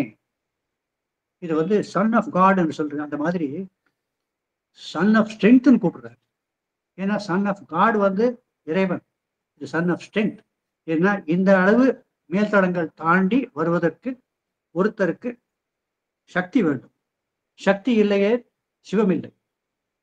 அதுதான் சொல்ற, O son of strength who climbest creation speaks. ஒரு கிரியேஷனுக்கு வெவ்வேறு தளங்கள் இருக்கு. ஒரு மலையினுடைய உச்சியும் தாவி தாவி தாவி வந்திருக்கிறாயே. What thou has won is thine but ask no more. நீ இவ்வளவு தூரம் வந்து விட்டாய், உன்னை நான் அரவணைத்துக் கொண்டு விட்டேன். இது உன்னுடைய சகாப்தம், இது உன்னுடைய பிரயாணம், உன்னுடைய முயற்சி, உன்னுடைய ஆஸ்பிரேஷன், உன்னுடைய டெடிகேஷன். இது உனக்கு மட்டும்தான். மிச்சம் எல்லாத்தையும் போட்டு கன்ஃபியூஸ் பண்ணிக்காத, எல்லாத்தையும் போட்டு சரணப்படையாதே. ஏனென்றால் அன்னைக்கே எல்லாம் தெரியும். தனக்கே இரண்டு விதமாக பார்த்தார். ஒன்று உயர்ந்த சக்தியில் மேல்தளத்தில் இருப்பது, இன்னொன்று உலகத்தாருடைய ஆசாபாசங்களையும் மறை எதிர்மறை வினைகளையும் கொண்டு தன்னுடைய சுரூபமே என்று அழைக்கிறது. அதை அன்னை அறிந்து what thou hast won is thine. எதை நீ ஜெயித்திருக்கிறாயோ அது உன்னுடையது, வேறு எவரும் உன்னுடன் இங்கு வரவில்லை. அதனால் மற்றவரை பற்றி நீ கவலைப்படாதே. இது வந்து அன்னை அந்த மாதிரி அருளில் பேசுவாரா என்று கேட்க தோன்றது. ஆனால் அது அல்ல. இவனுடைய மனோபாவம் இல்லை, இவனுடைய ஹிருதயத்தில் என்ன இருக்கிறது கம்ப்ளீட்டாக. இப்பொழுது உரைகள், ஒரு தங்கம் நன்றாக இருக்கிறதா என்று பார்க்கறதுக்கு உரைகள் வைத்து பார்ப்பார்கள். அதுபோல அன்னை அவனுடைய உள்ளுக்குள் இருக்கிறார், புறமும் இருக்கிறார். இவன் மனதில் என்ன இருக்கிறது? ஏதாவது சின்ன லாலிபாப் கொடுத்துட்டா குழந்தை ஓடி போயிடுமான்ற மாதிரி டெஸ்ட் பண்ணி பார்க்கிறார். Teasing, it is just a teaser. இது உன்னுடைய உயரம், நீ வந்து விட்டாய், யாரும் உன்னுடன் இல்லை. இப்படி இருக்க நம் மனித இனத்திற்காக உன் உள்ளக்கிடக்கையை ஏன் மாற்றிக் கொண்டிருக்கிறாய், ஏன் மற்றவருக்காக யோசனை பண்ணுகிறாய் என்று டெஸ்ட் பண்ணுகிறார். உணர்வில்லாமல் குறிக்கோள் இல்லாமல் உழலும் மனிதர்களுக்காக எதையும் கேட்டு விடாதே. மனித இனம் இன்கான்சியஸ் ஜடமாகவே மூழ்கி திளைக்கிறது. அப்படி இருக்கும்போது மனித இனம் என்பது உனக்கும் தெரியும், எனக்கும் தெரியும். தெய்வங்களுக்கும் வன விலங்குகளுக்கும் இடைப்பட்டதே மனிதன் வந்திருக்கிறான். ஆனால் தான் ஏன் வந்தேன், கடவுளின் இஷ்டையால் வந்திருக்கிறேன் என்று அறியாமல் வாழ்க்கையின் குறிக்கோள் யாது என்று யோசிக்காமல் அறியாமையிலேயே உழல்கிறானே. சுதந்திரம் வேண்டும், சுதந்திரம் வேண்டும், தலைகளிலிருந்து விலகி வேண்டும் என்று கேட்டுக்கொண்டே தலைகளையே கட்டி அணைத்துக் கொண்டிருக்கிறானே மனிதன். மனிதனுடைய புறவாழ்வு அகவாழ்வை அமுக்கி விடுகிறது. அவன் ஆத்மீகமான தெய்வீக வழியை அவன் மனது தொலைத்து விடுகிறது. அப்படி இருக்கும்போது நீ அவர்களுக்காக இப்படி செய்வாய். அவர்களும் உன்னுடன் அளவுக்கு வந்தால்தான் உன்னுடைய அச்சீவ்மெண்ட், உன்னுடைய சக்சஸ், உன்னுடைய லெவலுக்கு அவர்கள் வந்தால்தான் அவர்களால் அறிய முடியும். இப்பொழுது இது சொல்லுவோம், ஒரு பெரிய விருந்து நடக்கிறது. ரொம்ப பசி உள்ளவர்கள் முதல்ல சாப்பிட்றாங்க. பசி இல்லாதவனுக்கு சாப்பாடு இஷ்டம் இல்லை, சீட்டாடின்னு உட்காந்துருப்பான். அந்த கதையா கல்யாணங்கள். அந்த மாதிரி நீ இவ்வளவு பிரயத்தனப்பட்டு இங்க வந்திருக்க, உனக்கு தெரியும். மிச்ச பேருக்கு நீ பண்ணது கூட இஷ்டம் இல்லை, அவ அதில் பத்தி கவலையப்படலை. நீ எதுக்காக அவர்களை பற்றி ஏன் கவலைப்படுகிறாய்? ஏன்னா even when a glory of wisdom crowns his brow, ஒரு பெரிய விஸ்டம் வந்தாலும் his life still keeps the human middle way. மனிதன் தன்னுடைய ஆற்றலுக்கு செவி கொடுக்காமல், தன்னுடைய எய்ம் ஆஃப் லைஃபை யோசனை பண்ணாமல் ஏதோ தானோ என்று இருந்து விடுகிறானே. அறியாமை உணர்வின்மையை துணையாக கொண்டு ஆத்மாவில் தெய்வம் இருப்பதையும் உணராமல் அதை பேணாமல் காலம் தாழ்த்தி வாழ்க்கையை நிராசையாக செய்து கொண்டிருக்கிறான். மனிதன் தன்னுடைய உண்மையான தெய்வ சுரூபத்தை உணராது வாழ்ந்தால் இது போலவே தான் இருக்கும். எனினும் பல காலம் கழித்து இக்னரன்ஸ் அழியாமையில் ஓடும் மனிதனும் ஒரு காலம் கிடைத்தேறுவான். அது என்ன சொல்லுகிறான்னா, அன்னையே சொல்லுகிறார், how shall the end be vain when God is again. கடவுள் எப்பொழுது வழிகாட்டியாக இருக்கிறானோ அப்பொழுது தானே அவர்கள் திருந்துவார்கள். உன்னுடைய முயற்சியினால் அதிகப்பட்டு அவசரப்படாதே என்று கூறுகிறார். ட்ரெயின் போகிறது, ட்ரெயின் போகும்போது அந்த ட்ராக்ல தான் போகும், நம்மளால இஷ்டத்தை மாற்ற முடியாது. அந்த டெஸ்டினேஷன் டிசைட் பண்ணிட்டான்னா அது 10 ஹவர்ல ரீச் பண்றதா, 20 மணிகளை ரீச் பண்றதா, 40 மணிகள் தாமதமாக ரீச் பண்றதா என்று ரீச் பண்ணும். அந்த மாதிரி பார்க்க வேண்டும் என்பதற்காக அது when God is the guide, how can that be vacant? So அதை பற்றி நீ கவலைப்படாதே. எனவே கடவுளின் சித்தப்படை அது வீணாகாது. All shall change in God's transfiguring hour. எல்லாம் ஒரு காலம், எப்பொழுது கடவுள் சிந்தை இருக்கிறதோ அப்பொழுது மாறும். இப்பொழுதே கடவுளின் நோக்கம் நிறைவேற நீ அவசரப்படாதே. ஏனென்றால் truth born too soon might break the imperfect earth என்று கூறுகிறார். உண்மை என்ன? உங்களுடைய உண்மை நாம் எல்லோரும் ஆத்மாக்கள். ஆத்மாக்கள் இங்கே வந்தது கடவுளுடைய பணியினால். அதை மறந்து விட்டு நாம் இருப்பதால், அதை இப்பொழுது கொண்டு விட்டால் நம்ம மானிட வாழ்க்கை நமக்கு சரிப்பட்டு வராது. அதனால் truth born too soon might break the imperfect earth. இது அடிக்கடி மாதவ் பண்டிட் சொல்லுவார். அதப்த தனுஹோ என்று கூறுவார். தனுனா அதப்த தனு, அதாவது மண்பானையை நன்னா சூட்டுல வச்சு அதை நல்லா பதம் பண்ணாதான் அதை தண்ணியை மெயின்டைன் பண்ண முடியும். அதர்வைஸ் அது தண்ணீராக இருக்கட்டும், அமிர்தமாக இருக்கட்டும், சரியான பானை சரியாக பொய்வன் பானை சரிப்படவில்லை, சரியாக சூட்டு போட்டு பதப்படவில்லை என்றால் அது ஒடிந்து போய்விடும். இதைதான் truth born too soon might break the imperfect earth என்று கூறுகிறார். உண்மை மனிதன் தயாராகும் முன்பே வந்துவிட்டால், குறையான வழியில் இறங்கினால் புவியே உடைந்து போகுமே, நீ ஏன் அவசரப்படுகிறாய் என்று கேட்கிறார். ஆகவே பொறுமையாயிரு, கடவுளின் பணியை செய், உன் ஆத்மீக வளர்ச்சியை பேணி காத்து மற்றவர்களுக்கு உதவியாயிரு. மற்றவர்களை உன் லெவலுக்கு கொண்டு வருவதற்கு இப்போது அவசரப்படாதே. அரைகுறை வரத்தை கேட்காதே. நான் உனக்கு உத்தரவாதம் தருகிறேன் என்று கூறுகிறார். இதை விட என்ன செய்ய முடியும்? சொல்றார், my light shall be in thee my strength I force. என்னுடைய ஒளி உன்னிடம் இருக்கிறது. My strength your force. என்னுடைய சக்தி உன்னுடைய சக்தியாக இருக்கும். Let not the impatient titan drive thy heart. இம்பேஷண்டா அறகுறையாக நீ அவசரப்படாதே, அசுர வேகம் செய்யாதே. Ask not the imperfect fruit the partial prize. அரைகுறை விவாதங்களை விட்டு சும்மா இரு. Only one boon to great and spirit demand. ஒரே ஒரு வரம் கேள், உனக்கு நான் தருகிறேன். உன்னுடைய ஸ்பிரிட்டை பர்மனண்டாக ஹையர் லெவலுக்கு இயக்கும்படியாக வை. என்னால் இங்கே வந்தாய், வந்துவிட்டு திரும்பி போய்விடுவாய், திரும்பி போய்விட்டால் உலகாயதனமாக போய்விடுவாய். அது இல்லை. இங்கே வந்தால் என்னுடைய முத்திரை உன்னிடம் உண்டு.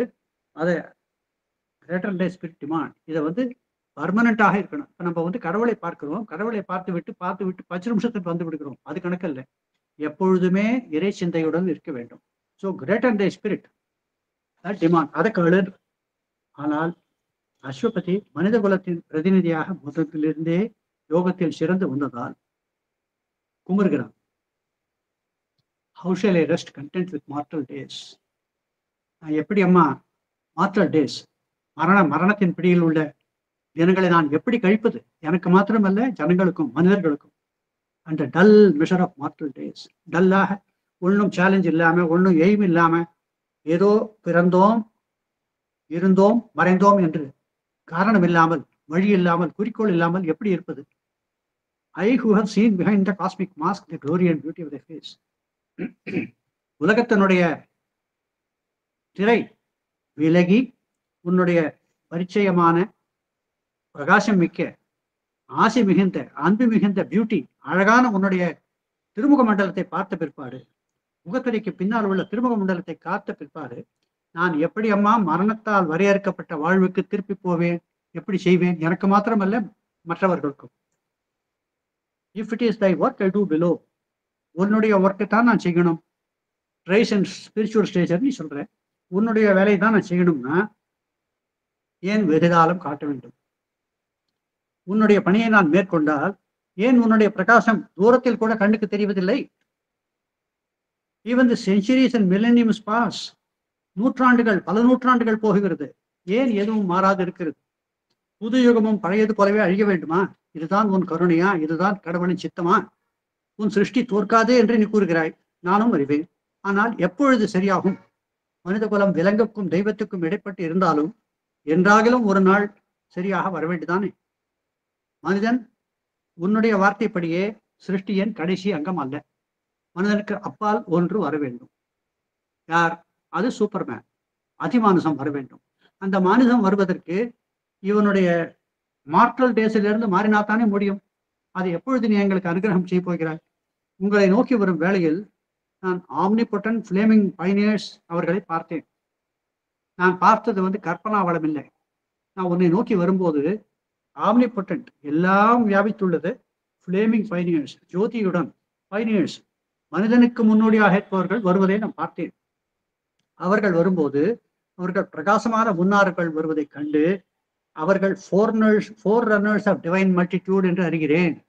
உன்னுடைய ஆஸ்பெக்ட், உன்னுடைய அருளுடன் உலகத்தின் பரிணாம வளர்ச்சிக்கு முன்னோடியாக இருப்பவர்கள் என்று அறிந்தேன். அப்படி இருக்கும்போது மனிதன் ஏன் அந்த இடத்துக்கு வர முடியாது? அப்படி என்றால் நீங்கள் வரமளித்தால் எங்களுக்கு அது கிடைக்காதா? ஆர்கிடெக்ட்ஸ் ஆஃப் இம்மார்டாலிட்டி அந்த வந்துவிட்டால் thread one day shall change the suffering earth. அந்த மாதிரி வந்துவிட்டால் இந்த மார்டல் லைஃபே போய்விடுமே, நாங்கள் தெய்வீக வாழ்க்கை வாழ்வோமே. அது ஏன் சீக்கிரம் கொடுக்க முடியாது? சரி, அப்படி கஷ்டத்தில் உழைக்கும் உலகத்திற்கு நீ ரிலீஃப் கொடுக்க வேண்டும் என்றால் என்னை மாத்திரம் திருப்பி அனுப்பாதே. நான் திருப்பி அனுப்பினால் யாரும் எடுத்துக்கொள்ள மாட்டார்கள். உன் சக்தி பொருந்திய நேச்சுரலி டிவைன், இன்ஹரண்ட் டிவைன், அந்த டிவைனோட ஹை டிவைன் சக்சஸர் வருவதற்கு, புது யுகம் வருவதற்கு நீயே வர வேண்டும். இல்லை உன்னுடைய சக்தியோட ஒரு மகள், ஒரு என்டிட்டி வர வேண்டும், உன்னுடைய சக்தி வர வேண்டும் என்கிறார். அப்பொழுது வாழ்க்கையின் குறிக்கோளை அடையாமல் கால தாழ்த்தினால் நான் என்ன செய்வது? யாருக்கு உதவி செய்ய முடியும்? எனக்குத்தான் என்ன செய்ய முடியும்? நான் அந்த சாக்கடைகள் போனால் என்னுடைய மனதும் மாறிவிடுமே என்று கேட்கிறார். மனித இனமே காத்திருக்கிறதே, அடைய முடியாதபடி எப்படி மானிடர் உணர்வது? பதில் சொல். தங்கள் திருப்பாதம் வரை சரணடைந்து தெரிந்து கொள்வது மனிதன் படைப்பு சிருஷ்டியின் கடைசி அல்ல. அவனுக்கு ஒரு வாரிசு உண்டு. அந்த வாரிசை ஏன் நீ முன்னாடி கொடுக்க மாட்டே என்கிறாய்? அது உன்னுடைய கடமை, அது உன்னுடைய அன்பு. நீ இவ்வளவு அன்பு வைத்து என்னிடம் பேசும்போது அதை ஏன் கொடுக்க மாட்டாய் என்கிறார். என் ஆற்றாமையினால் விடுபட்டு மாமனிதனாக மனிதன் வர வேண்டாமா? அதுதான் உன் இஷ்டம். அது ஏன் வெகு தூரம் தள்ளி போடுகிறாய் என்றார். இறைவன் உள்ள கிடக்கே கேள்விக்குறி ஆகப்படும் விடுமா? கடைக்கண் பார்வையில் எங்களை ஒய்வியுங்கள் என்று கேட்கிறான். தங்களின் சக்தி பொருந்திய ஒரு திருவுருவை எங்களுக்கு அனுப்பி எங்கள் அருகையில் அவர்களை வைத்து எங்களை வழிநடத்தி உன்னதமான மேல்நிலைக்கு கொண்டு செல்ல உங்களுடைய உருவம் தேவை, உங்களுடைய சக்தி தேவைக்கிறார். இதுதான் விஷனை பார்த்துட்டு பூன் கேட்டு விட்டான். பூன்னா கேட்டான். பூன் வரம், வரம் தா என்றால் தனக்கு மாத்திரம் வரம் கேட்கவில்லை, மானிட வர்க்கத்துக்காக வரம் கேட்கிறான், பரிணாம வளர்ச்சிக்கு கேட்கிறான், உலகத்தை விவிக்க கேட்கிறான், பிரபஞ்சத்தை சரிப்படுத்த கேட்கிறான், கடவுளின் சித்தம் நடைபெற கேட்கிறான். அதை பார்த்து அசுபதியின் பூரணமான அன்பையும் சரணடைந்ததையும் தனக்கென்று கோராமல் புவியில் விழும் மனிதத்துக்காக உத்வேகமாக கேட்டதையும் அறிந்து பரம்பொருளின் சிருஷ்டியின் பரிணாம வளர்ச்சியின் உண்மை இதுவே, இதற்கு சரியாக வந்து விட்டான் என்று அறிந்து மகிழ்ந்து அருள்கிறார். அப்போது சொல்கிறாள், ஐ ஹவ் ஹர்ட் தை கிரை, நான் உன்னுடைய அபைக்குரலை செவிமடுத்து விட்டேன். இரக்கமற்ற விரியை தளர்த்து எரிய ஒருத்தி அவதரித்து இயற்கையின் நெறிகளை தெய்வ சக்தியால் மாற்றுவாள். One shall descend and break the iron law, change nature's doom by her lone spirit's power. அவளுடைய ஆத்ம சக்தியினால் உலகத்தையே கம்ப்ளீட்டா மாற்றுவாள். All mights and greatness shall join her. எல்லா விதமான சக்திகளும் எல்லா விதமான ஓய்வுகளும் அவளிடம் சேர்ந்து இருக்கும். Seed shall be sown in death's tremendous hour. மானிட உலகு மரணத்தினால் கட்டுப்பட்டிருக்கிறது. அந்த உலகத்தை மரணத்திலிருந்து விடுவிக்க ஒரு விதை நடப்போகிறாள். அந்த விதை சீட். இந்த சீடு எப்படி ஆகும்? ட்ரீயா வரும். இந்த ட்ரீ வரும் branch of heaven transplant on human soil. மனிதனுடைய நிலத்தில் தெய்வாம்சம் பொருந்திய நகரம், தெய்வாம்சிய பொருந்திய உலகமாக மாறும். Nature shall overly for mortal soil. Nature இது வரைக்கும் அடிபட்டு கிடக்கிறது. நேச்சரையே பியாண்ட் நேச்சர் வரப்போகிறது. மார்டல் ஸ்டெப்பை தாண்டி வரும். அப்போ என்ன ஆகும்? மார்டல் ஸ்டெப் தாண்டி போயிட்டா இம்மார்டாலிட்டி தான். Fate shall be change by an unchanging will. அன்னையனுடைய வில், அன்சேஞ்சிங் வில். அது வந்தால் என்ன நடக்கும்? லைஃப் டிவைன் ஆகும். Mortal life become life divine. Aswapati வரம் கிடைக்கப்பெற்று வருகிறான். இதையே ஒரே ஒரு வார்த்தை முதலிலேயே புக் 1 கேட்டோ 3 அறிவிந்தது. இந்த முடிவரையை முதலே எழுதிவிட்டார். எழுதுகிறார், a world's desire compelled her mortal birth என்கிறார். வேர்ல்ட்ஸ் டிசைர், உலகத்தினுடைய ஆர்வம், பேரார்வம், இச்சை, ஏக்கம் எல்லாம் மார்டல் பர்த் ஒரு தெய்வியை கொண்டு வந்தது. ஏனால் சாவித்ரி மார்டலுக்கு தான் பிறக்கிறார், தெய்வ சக்தி பொருந்திய மார்டல். ஆனால் வேர்ல்ட்ஸ் டிசைர் அஸ்வபதியினுடைய உலகத்துக்காக கேட்கப்பட்ட தோரணையில் world's desire compelled her mortal birth. உலகத்தின் வேட்கை அவளின் அவதாரத்தை கட்டாயப்படுத்துகிறது என்று கூறுகிறார். உலகத்தின் வேட்கையை பிரதிநிதியாக அஸ்வபதி தெய்வத்திடம் மன்றாடி கட்டாயமாக பெற்றான். ஃபர்ஸ்ட் கண்டோவிலே கூறுகிறார், single will அப்போஸ்ட் cosmic rule. Cosmic rule இதுவரைக்கும் இருந்ததை மாற்றி அமைக்க அவள் வருகிறாள் என்று பகவான் உரைத்தபடியே நிகழ்வதை காணலாம். சாவித்திரி தோன்றி இருவரும் பரமனின் கடைசியில் ஆசி பெறுவதும் மீதமுள்ள காண்டங்களில் விவரமாக உள்ளது. அதன் மூலமாக மனிதனின் ஆத்மீக சாதனையால் பரிணாம வளர்ச்சி அடைய மனிதனுக்கு பிறகு அதிமனிதன் வருவதும் குறைக்கப்பட்டுள்ளது. இதற்கு முழுவதும் காரணகர்த்தாவாக இருப்பது அன்னையும் அவரது கருணையும். ஆகவேதான் the vision and the boon மையப்பகுதியாக பெறுதலாம் என்று கூறுகிறது. இதனால்தான் இறுதியில் வாக்குறுதியாக தருவது கடைசியில் சொல்லுகிறார், greater truth than earth shall rule in on earth. உலகத்துக்கு சீலிங்ல என்ன பண்றது? மேக்சிமம் சீலிங் அதை தாண்ட முடியாதுன்னு இருக்கிறத அதை உடைத்து பிரேக் த சீலிங் சொல்லுகிறார். அந்த கிரேட்டர் ட்ரூத் வரும். All life a channel for God's visible power. The spirit shall take up the human play. ஆத்ம விசாரங்கள் வரும். Earthly life become the life divine. மானிட வாழ்வு தெய்வீக வாழ்க்கையா ஆரம்பித்துக் சாவித்ரி இந்த ட்ரூத்தை உரைப்பது awaken to the meaning of my heart, to feel love and oneness is to live என்று கூறுகிறார். இது மரணம் இல்லா பெருவாழ்வு என்கிறோம். அப்போ லைஃப் முக்கியம். எப்படி லைஃப் வருகிறது? லைஃபுக்கு 2 காரணங்கள். ஒன்று லவ், ஒன்று divine love to the human, to the mortal, and man's love towards the divine. அது ஒரு லவ் லிவ். இது இருந்ததுனால் மரணம் இல்லா பெருவாழ்வு தான். நாம் வழிபடும் தெய்வீக அன்னையும் இதனையே நிரூபித்து அன்பே உருவான மதர் ஆஃப் லவ் ஆக உள்ளார். அவர் தம் பொற்பாதங்களில் சரணடைந்து இந்த உரையை சமர்ப்பிக்கிறேன். நன்றி எல்லோருக்கும்.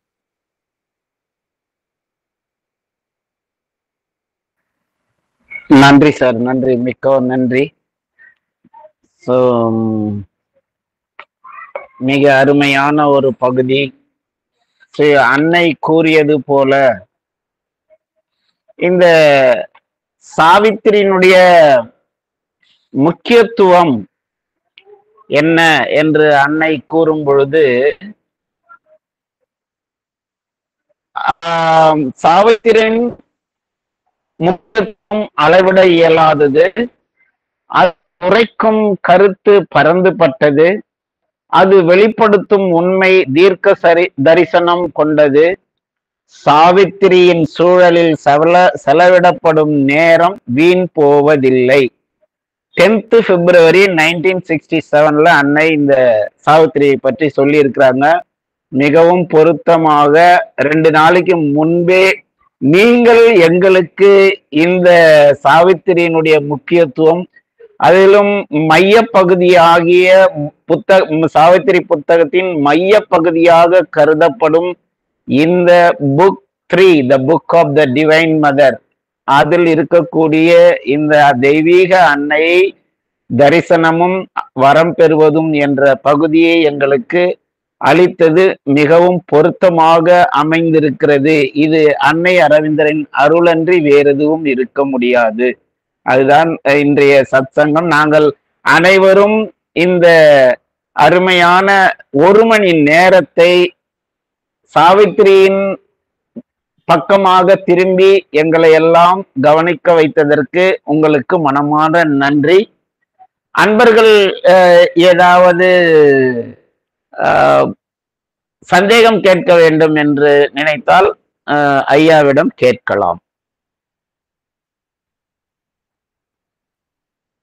இல்லை உங்கள் கருத்துக்களை கூறுவதாக இருந்தாலும் சொல்லலாம்.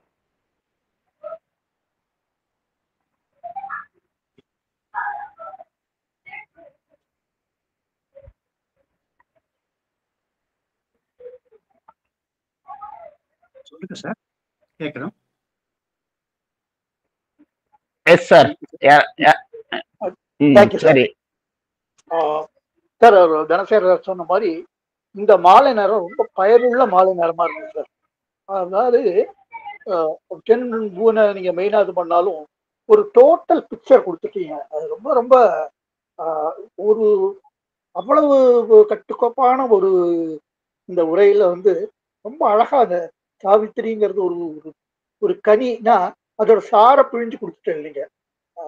ரொம்ப அருமையா இருந்தது. நன்றி.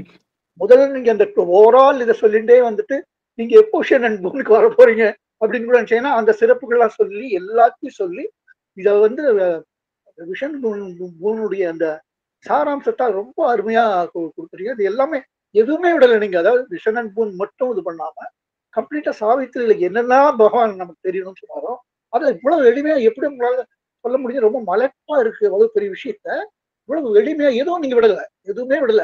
பகவான் சாவித்திரி மூலமா நமக்கு வந்து இந்த சீக்கர்ஸ்க்கு என்னெல்லாம் சொல்லணும்னு நினைச்சாங்களோ, சீக்கர்னு நானும் சேர்ந்துக்கிறேன்.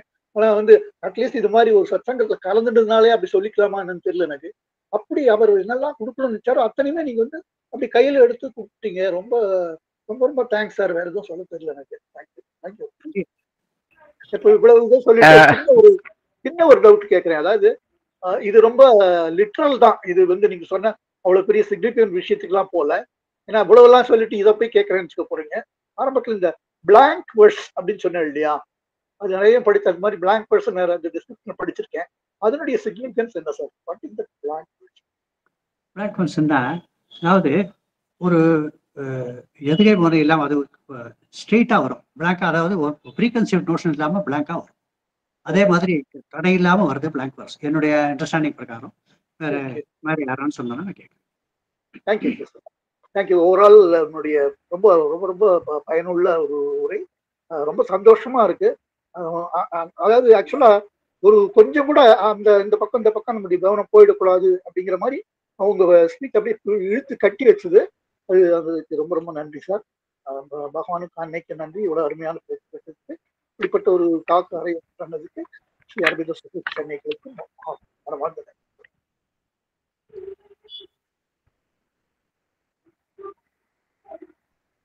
காஞ்சனா சம்பத்குமார். முதல்ல ராதாராணி மேடம் நீங்க கேளுங்க. Thank you sir. நமஸ்காரம் சார். ஸ்ரீனிவாசன் சார், உங்க உரை ரொம்ப ரொம்ப அற்புதமா இருந்தது. அதாவது ஒரே ஒரு பூனுக்கு காத்துட்டு இருந்தவாளுக்கு ஒரு பெரிய பூன் மாலையே கொடுத்த மாதிரி நீங்க இது பண்ணிட்டேல. ரொம்ப ரொம்ப அற்புதம். அண்ட் உங்க இன்ட்ரடக்ஷன் அபவுட் சாவித்ரி வந்து நிறைய புதிய விஷயங்களை தெரிஞ்சுக்க வச்சுது. எனக்கு வந்து நிறைய விஷயங்கள் அதை பத்தி தெரியாம இருந்தது. இப்ப நீங்க சொல்லும்போது ரொம்ப அற்புதமா இருந்தது. அப்புறம் ஒரு சின்ன ஒரு 2 சென்டென்ஸ்லயே பூரண யோகத்தை நீங்க ரொம்ப அற்புதமா சொன்னேளு. கடவுள் ஒரு குறிக்கோளோட அனுப்பியிருக்காரு. கடவுளின் வில் என்னன்னு நமக்கு தெரியணும். உள்ளும் புறமும் இறையம்சமா ஆனப்புறம் லைஃப் டிவைனா வாழ்க்கையை மாற்றணும் அப்படின்னு ஒரு 2 வரியில ரொம்ப எளிமையா எங்களுக்கு சொன்னேன். அப்புறம் all can be done if god touch is there அப்படிங்கிறத ஒரு செயின் ஆட்டம் நீங்க கனெக்ட் பண்ணல. Prayer and master act, king idea, அப்புறம் ஆஸ்பிரேஷன், ரிஜெக்ஷன், அப்படி கொண்டு வந்து அந்த செயினை வந்து சரண்டர்ல முடிச்சல. அது ரொம்ப ரொம்ப அற்புதமா இருந்தது. And to win or lose the godlike game for man was her soul's issue thrown with destiny's dice. அது ஒவ்வொரு வரிகளும் ரொம்ப முத்தான வரிகளை எடுத்து எங்களுக்கு எக்ஸ்பிளைன் பண்ணேன் சார். ரொம்ப நன்றி. ஓ சன் ஆஃப் ஸ்ட்ரெங்க், அதை நீங்க வந்து விளக்கம் கொடுத்தேன் பாருங்க. அது எதுக்கு சன் ஆஃப் ஸ்ட்ரெங்க்னு சொன்னார்னு சொல்லி அது வந்து ரொம்ப அருமை. அப்புறம் உரைக்கல்லாட்டம் மதர் ஒரு கேள்வி கேட்கிறா, டிவைன் மதர். அவனை லேசா உரசி பாக்குறா, எவ்வளவு தூரம் அவனுக்கு இருக்கு அந்த இது ஆழ்மனத்தோட இதுன்னு. அதுவும் ரொம்ப அருமை. And how shall the end be vain when god is guide. And I saw the omnipotence flaming pioneers came crowding down the amber stairs of birth. அந்த வழிகள் எல்லாம் நீங்க சொல்லும் போது எங்களுக்கு ரொம்ப ரொம்ப இனிமையா இருந்தது. வர வேண்டும் வரம் வேண்டும் தாயே அப்படிங்கிற ஒரு பாட்டு கூட என் மனசுக்குள்ள வந்தது. அத மாதிரியே நீங்க அற்புதமா சொன்னீங்க, வர வேண்டும் வர வேண்டும்னு. அப்புறம் அதுக்கு அடுத்து மதர் அப்படி க்ளோஸ் பண்றாங்க. O strong forerunner, I have heard thy cry, one shall descend and break the iron லான்னு. ரொம்ப ரொம்ப இனிமையானது. இது வந்து என்னோட வார்த்தைகளால நான் உங்க ஸ்பீச்சை வர்ணிக்க முடியாது. எல்லாம் Divine's grace sir. Thank you, thanks for this beautiful speech. Thank you. இது தேங்க்யூ தேங்க்யூ. ஒரு வரியுமே ஆன்மீக பொறுப்போட அருமையாக இருக்கும். அதை நிறுத்தி நிதானமா படித்தால் ரொம்ப அருமையா ஒரு வேர்டுமே நான் சொல்றேன் மந்த்ரிக் பொட்டன்சி கரெக்டா தெரியும். நமக்கு ரொம்ப கவலையா இருந்தா மதரே சொல்ற, ராமாயணத்துல ஒண்ணு சொல்லுவாங்க, ஒரு மனசுல கிளேசம் இருக்கு, ஒரு பதில் வேணும்னா ஒரு சின்ன நூலை போட்டு பாப்பா, நூல் போக்குறதுன்னு பேரு, அது பாப்பாலாம், அது பதில் வருமா, அந்த மாதிரி இருக்கும். பட் மதர் சாவித்திரிக்கு அது உண்டு. அதே மாதிரி உங்களுக்கு ரொம்ப என்ன தோணுமோ ஒரு 2 நிமிஷமோ 5 நிமிஷமோ யோசனை பண்ணிவிட்டு திறந்து பார்த்தாங்கன்னா உங்களுக்கு வந்து லீடு கிடைக்கும். Thank you so much, sir. Thank you. Very kind of you. Thank you. நன்றி மேடம். காஞ்சனா மேடம், நீங்க கேட்கலாம். ஹலோ, வணக்கம். வணக்கம். நான் ஃபர்ஸ்ட் டைம் உங்களோட சத் சங்கம் அட்டென்ட் பண்றேன். நான் டெய்லி நீங்க சொன்னீங்க her healing touch of love truth and joy. I always chant this line whenever I pray to Mother. So I am excited to hear from you and the explanation. I am very happy and excited. And also you told whenever we are in problem, when we chant some time and open the book Savitri, definitely I got the lead and some words which is very related to our problem and life. So thank you very much, sir. Thank you. I am excited. Thank you, sir. Thank you madam. Sir, MKR sir, உங்களுடைய கருத்துக்காக அவளுடன் காத்து கொண்டிருக்கிறோம். Srinivasan sir, ஏன் Amber stair சொல்றார் பகவான்? எதுக்கு ஆம்பர்ங்கிற வார்த்தை use பண்ணிருக்காரு? எது புரியல சரியா? ஆம்பர்னு சொல்றாரு. ஆம்பர் ஃப்ளேமிங் 4 நட்ஸ், இந்த ஆம்பர் சொல்றாரு. எதுக்கு ஆம்பர் ஸ்டேர் சொல்றாரு? புரியல எனக்கு. எதுக்கு ஆம்பர் புரியல எனக்கு. எந்த கான்டெக்ஸ்ட்ல புரியல கொஞ்சம். இந்த ஃப்ளேமிங் பைனியர்ஸ் பத்தி சொல்றாரு இல்லையா? ஆமா ஆமா. அந்த I saw the flaming pioneers coming down amber stairs அப்படிங்கிறாரு. ஏன் ஆம்பர்ங்கிற வார்த்தை யூஸ் பண்ணிருக்காங்க? ஆம்பர் நம்ம ஆம்பர் கலர் வந்து கிளியரன்ஸ் தானே. நெக்ஸ்ட் என்னுடைய அறிவு கட்டியபடி சொல்றேன். நம்ம கிரீன் சிக்னல் வரதுக்கு முன்னாடி ஆம்பர் தானே வருது. ஆமா. ஸோ அது நமக்கு நெக்ஸ்ட் சூப்பர் மேன் டிசென்ட் வந்து நமக்கு அப்லிஃப்ட் ஆகிறதுக்கு அது வந்து ஆம்பர் சிக்னல் வந்துடுத்துன்னா அடுத்தது நெக்ஸ்ட் ஸ்டேஜ்னு தோன்றது. அதனாலயா? Okay okay. My light shall be in thee thy strength my force அப்படின்னு சொன்னதுக்கு நீங்க அந்த பதத்து வழக்கு சொன்னீர்கள் 341 பக்கத்துல. உங்களுடைய ஸ்பீச் முழுக்க இன்னைக்கு my light shall be in thee, என்னுடைய ஒளி உனக்கு அழைத்திருக்கிறேன், நீ பேசு.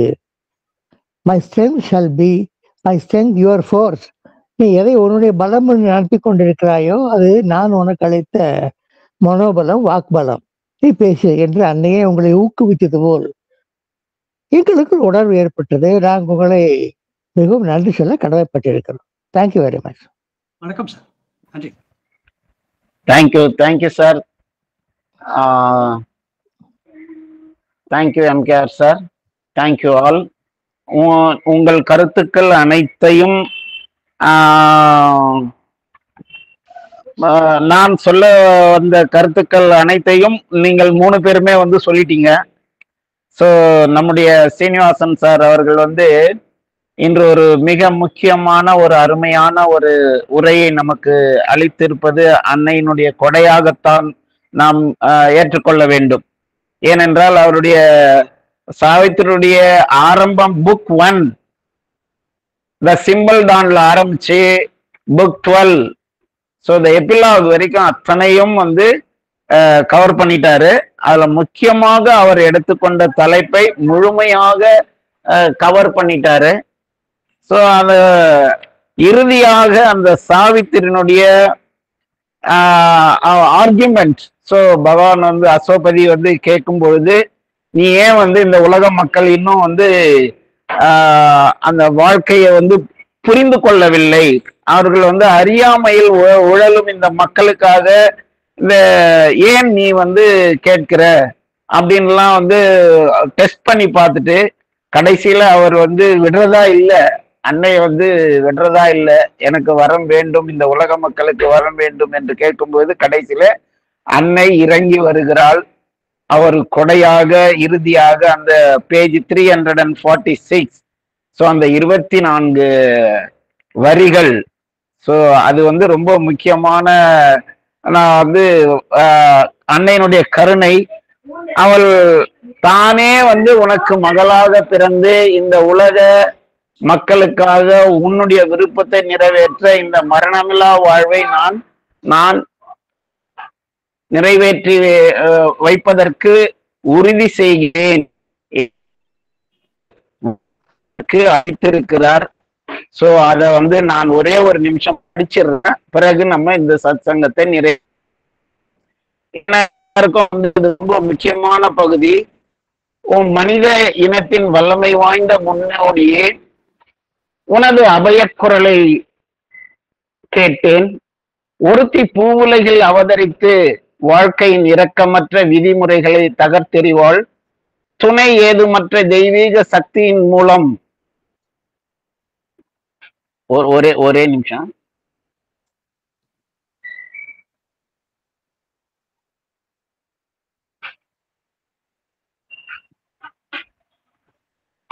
திடீர்னு அந்த பேஜ் போயிடுச்சு. ஒரே நிமிஷம்.